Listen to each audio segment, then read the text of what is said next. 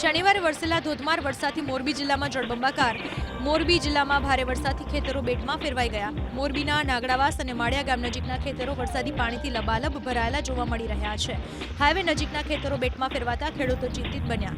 વરસાદી પાણી ભરાતા ખેડૂતોએ વાવેતર કરેલ કપાસ, મગફળી, તુવેર સહિતના પાક પાણીમાં ગરકાવ થયા, જેથી ખેડૂતોને પાક નુકસાનીની ચિંતા સતાવા લાગી છે. ભારે વરસાદથી આમરણ નજીક ડેમી નદી પરનું ડાયવર્ઝન પણ ધોવાયું છે. પુલના નિર્માણ માટે વાહન વ્યવહાર માટે બનાવેલ ડાયવર્ઝન ડેમી નદીના ધસમસતા પાણીના પ્રવાહમાં ધોવાઈ ગયું છે. ડાયવર્ઝન ધોવાતા આમરણથી જોડિયા તરફ જતા માર્ગ પર ભારે વાહનો માટે સંપૂર્ણપણે બંધ કરી દેવાયો.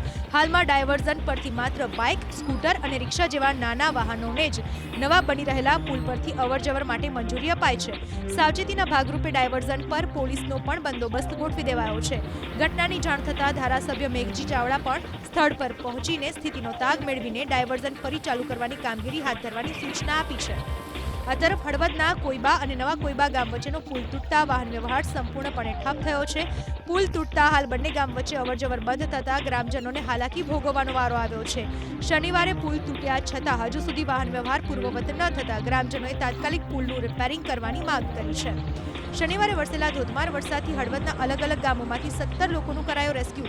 જૂના માલણિયાદ નજીક ફસાયેલા 5 લોકોને વહીવટી પ્રશાસન, એનડીઆરએફ અને એસડીઆરએફની ટીમે વહેલી સવારે 4 વાગે રેસ્ક્યુ કર્યું. તો ઇંગોરાડા ગામે ફસાયેલા 5 લોકોનું રાત્રે 12 વાગે એનડીઆરએફની ટીમે રેસ્ક્યુ કરીને સુરક્ષિત સ્થળે ખસેડ્યા.